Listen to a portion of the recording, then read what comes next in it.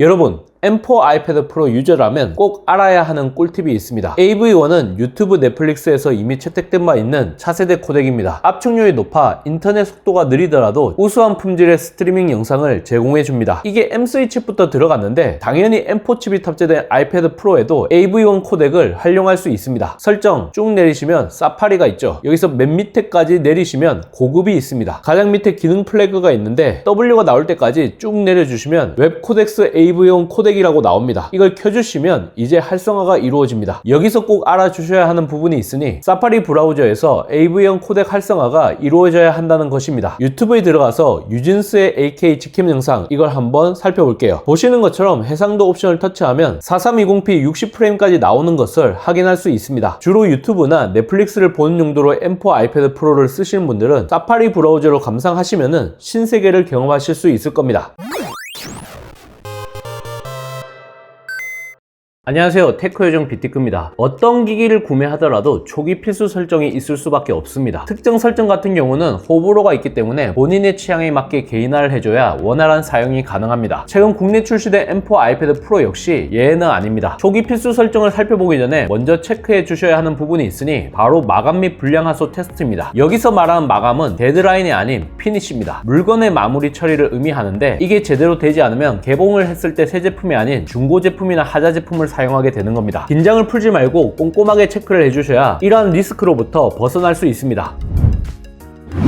일단 마감은 전체적으로 다 봐야 합니다. 사용을 하지 않았음에도 불구하고 흠집이나 찍힘, 얼룩, 이물질과 같은 부분이 있을 수 있기 때문이죠. 가장 먼저 측면 상하 좌우 모두 흠집이 없는지 꼼꼼하게 봐주시고요. 특히 셀룰러 버전 같은 경우에는 후면에 있는 전련띠에 얼룩이나 이물질 같은 게 없는지도 체크해 주시면 되겠습니다. 돌출되어 있는 카메라 섬과 렌즈 부분도 이와 같은 초기 불량이 잘 발생하는 곳이니 반드시 확인해 주셔야 합니다. 테크요정 비티크 채널에서도 여러 번 소개해 드린 적이 있지만 불량화소 확인은 monitor.co.kr에서 무결점 테스트를 진행하시면 됩니다. 해당 브라우저에서 전체 화면을 실행한 후 화면을 터치하면 색이 순차적으로 바뀌게 되는데 픽셀이 도드라지는 부분이 있는지 체크해 주시면 됩니다. 예전에는 빗샘과 불량화소를 헷갈려 하는 경우가 있었지만 M4 아이패드 프로에는 OLED가 탑재되었기 때문에 명확하게 확인이 가능합니다. 만약 노안으로 인해 눈으로 확인이 어려운 분들은 아이폰 접사 모드로 촬영해서 확인하시면 됩니다.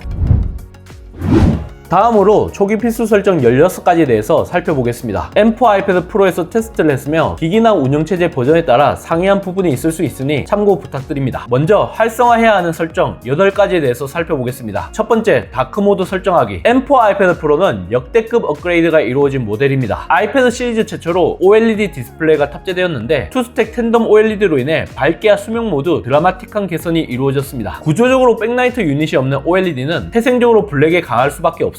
200만 대 1의 압도적인 명암비로 니얼 블랙을 구현해주고 배터리 효율 역시 더 좋습니다. 취향이 아닌 효율만 본다면 다크 모드로 변경을 해주시는 게 좋긴 합니다. 설정, 디스플레이 및 밝기, 메뉴에 보시면 화면 모드가 나옵니다. 기본적으로 라이트 모드로 설정이 되어 있는데 이걸 다크 모드로 바꿔주시면 됩니다. OLED 디스플레이 기준 다크 모드가 효율이 좀 더 좋긴 하지만 상대적으로 라이트 모드에 비해 빛 반사가 조금 더 심할 수 있으니 본인에 맞는 세팅을 해주시면 되겠습니다. 두 번째, 큰 앱 아이콘 사용하기. 아이패드 홈 화면을 보게 되면 아이콘 간격이 생각보다 많이 떨어져 있다는 생각을 하게 됩니다. 물론 이 정도가 딱 좋다라고 하신 분들도 있겠지만 저 같은 경우 좀 더 꽉 차게 들어갔으면 좋겠다는 생각이 듭니다. 설정 쭉 내려서 홈 화면 및 앱 보관함, 맨 이쪽에 큰 앱 아이콘 사용이라는 항목이 있습니다. 이걸 누르게 되면 짜잔, 아이콘이 엄청나게 커졌습니다. 조밀하게 모여 있는 게 안정감을 주는 것 같고요. 또한 노안이 있으신 분들은 이걸 선택을 하시는 게 좀 더 낫지 않을까 싶습니다. 세 번째, 애플 펜슬로만 그리기. M4 아이패드 프로와 애플 펜슬 프로를 함께 구매하신 분들은 그림을 그릴 때 펜슬이라는 창작 도구를 쓰실 겁니다. 손가락으로 그림을 그릴 이유가 없는데 정작 메모 앱에서 이와 같이 그림을 그리게 되면 손가락을 인식을 하게 됩니다. 애플 펜슬이 없으면 손가락으로 이와 같이 작업을 해야겠지만 그게 아니라면 원치 않은 조작이 발생할 수도 있습니다. 설정 쭉 내리시면 애플 펜슬이 있습니다. 스퀴즈, 이중 탭 이런 게 보이는데요. 애플 펜슬로만 그리기, 이걸 활성화하게 되면 애플 펜슬로만 그릴 수가 있게 되고 손가락은 이와 같이 스크롤 하는 데만 사용이 이루어집니다. 있습니다. 원치 않은 오동작이 이루어지는 것을 막으면서 애플 펜슬 프로에 대한 활용도를 극대화하고 싶은 분들은 이 옵션을 켜주시면 되겠습니다. 네 번째, 배터리 충전 한도. 리튬이온 배터리는 화학적 노화로 인해 배터리의 충전량이 감소하고 배터리 수명이 줄어들면서 사용 시간도 적어지게 됩니다. 아이패드는 배터리가 완충되면 충전을 자동으로 중단하기 때문에 밤새 충전기를 연결하더라도 큰 문제가 되진 않습니다. 중요한 건 배터리가 실제 충전되는 시간인데 완충까지 소요되는 시간을 줄여주는 방법이 있습니다. 설정, 배터리가 있습니다. 밑에 보시면 배터리 성능 상태라고 있습니다. 80% 한도, 이걸 ON으로 해주시면 됩니다. 물론 이렇게 설정하게 되면 그만큼 사용 시간이 줄어들기 때문에 마치 조삼모사 같은 느낌을 받을 수도 있습니다. 집이나 카페와 같은 충전 가능한 공간에서 주로 쓰시는 분들은 이 옵션을 켜주시는 게 좋을 것 같고요. 이동하면서 쓰시는 분들은 켜지 않으시는 게 좋을 수도 있을 것 같습니다. 다섯 번째, 위치 서비스. 현재 시간과 맞지 않은 경우가 생겼다면 이 설정을 하지 않았기 때문입니다. 아이패드 같은 경우는 셀룰러 모델과 함께 와이파이 모델이 별도로 존재합니다. 처음 세팅할 때 위치 서비스를 켜지 않았다면 시간대가 맞지 않은 문제가 발생할 수도 있는 겁니다. 설정, 개인정보 보호 및 보안, 위치 서비스가 있습니다. 이 부분을 혐으로 해주시면 돼요. 한국 시간으로 동기화를 해야 되는데 일반에 들어가서 날짜 및 시간, 자동으로 설정, 이걸 눌러주시면 서울로 바뀌게 됩니다. 여섯 번째, 카메라. 광각과 초광각을 제공했던 전작보다 오히려 구색만 보면 다운그레이드가 이루어졌습니다. 아무래도 아이패드가 아이폰보다 카메라가 떨어지기 때문에 이와 같은 원가 절감이 이루어지지 않았나 싶습니다. 하지만 급하게 써야 하는 경우가 있다면 아이패드로도 충분히 찍을 수가 있을 겁니다. 최고의 결과물이 나오도록 세팅을 해주는 게 좋을 겁니다. 설정 쭉 내려가시면 카메라가 있습니다. 영상 촬영과 관련된 옵션들이 보입니다. 기본적으로는 FHD 30프레임 이렇게 되어 있는데 이걸 4K 60프레임으로 바꿔줍니다. 고해상도의 부드러운 영상을 촬영할 수가 있습니다. 이걸로 설정하게 되면 1분에 약 400메가 정도 차지하게 됩니다. 적잖은 화면을 구분할해서 나눠주는 것을 말하고요. 수증기는 기울기를 표시해 수평이 틀어지지 않게 해주는 가이드입니다. 이거는 셀피로 촬영 시 화면에 보인 것과 동일하게 찍을 수 있게 해줍니다. 일곱 번째, 제어 센터 항목 추가하기. 우측 상단 아래로 스와이프를 하게 되면 제어 센터가 나오게 됩니다. 다양한 옵션들이 제공되는데 이것만으로는 좀 충분치 않을 수 있습니다. 설정 좀 내리시면 일반 밑에 제어 센터가 있습니다. 기본적으로 제어 센터에 포함된 항목이 문 모드, 스테이지 매니저, 메모, 카메라, 애플 TV 리모컨, 이거 말고도 제어 항목이 상당히 많아요. 음성 메모, 이걸 누르게 되면 바로 음성 메모를 진행을 할 수가 있는 거죠. 아무래도 아이패드 프로 같은 경우는 태블릿이면서 노트북이기 때문에 업무적으로 녹음을 해야 되는 경우가 있습니다. 그럴 때 사용하면 아주 요긴합니다. 동그란 원으로 된 이 아이콘이 있는데요. 이게 바로 화면 녹화입니다. 카운트다운이 이루어지면서 빨간색으로 바뀌게 되는데 화면이 녹화가 되고 있다는 것을 보여주고 있습니다. 여덟 번째, 에어플레이 수신 모드 켜기. 애플 찐팬 분들이라면 직구를 통해 애플 비전 프로를 구매하신 분들이 있으실 겁니다. 이왕 플렉스를 한 만큼 두 기기를 유용하게 쓸 수 있도록 초기 설정을 해주시면 좋을 것 같습니다. 설정, 일반, 에어플레이 및 핸드오프, 하단의 에어플레이 수신 모드, 이걸 활성화하시면 애플 비전 프로의 콘텐츠를 사용자의 아이패드로 스트리밍하거나 공유할 수가 있습니다. 애플 비전 프로에는 비전 OS가 탑재되어 있지만 아이패드 OS와 상당히 유사하게 설계되어 있기 때문에 이와 같은 기능을 제공하는 게 아닐까 싶습니다.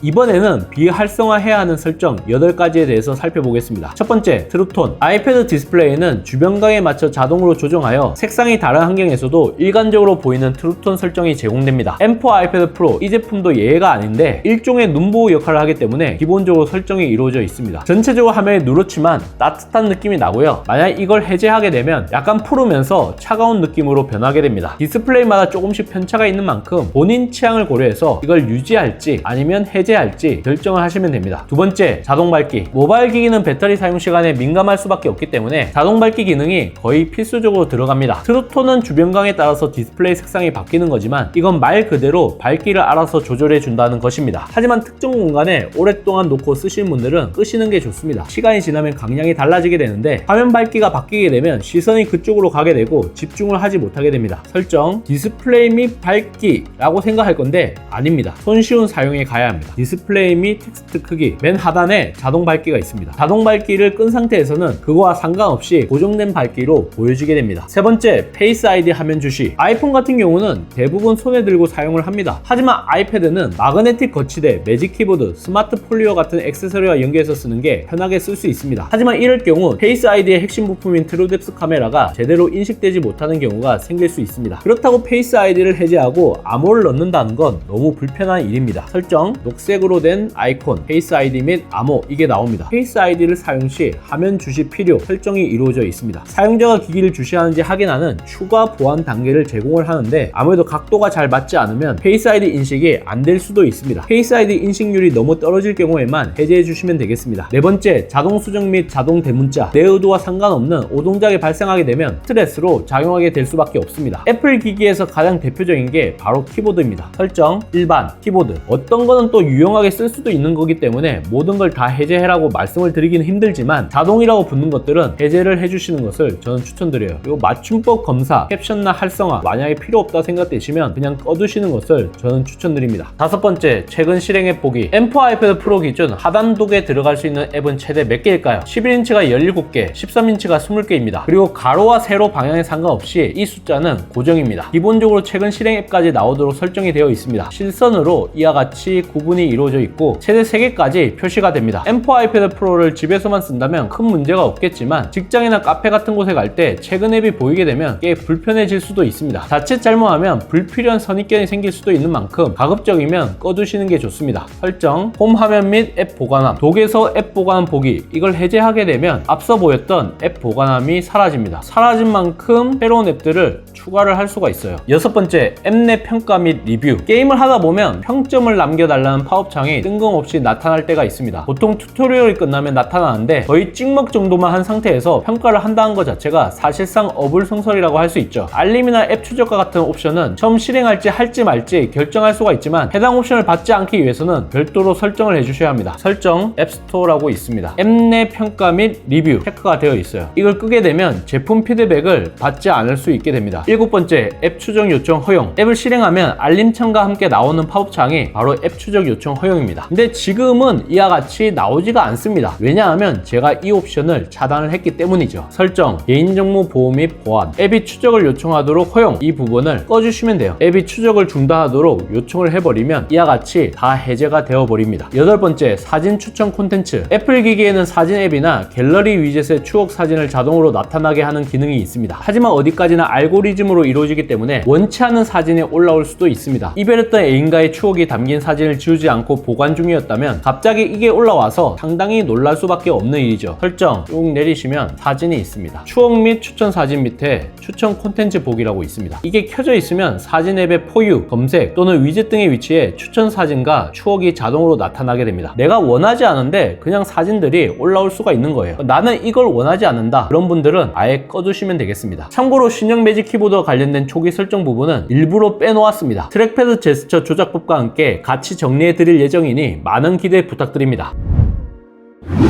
이번 영상을 본 여러분들의 생각은 어떠신가요? 잘 보셨다면 좋아요, 구독, 알림 설정 부탁드립니다. 테크요정 비티크는 다음 영상에서 찾아뵙도록 하겠습니다. 고맙습니다.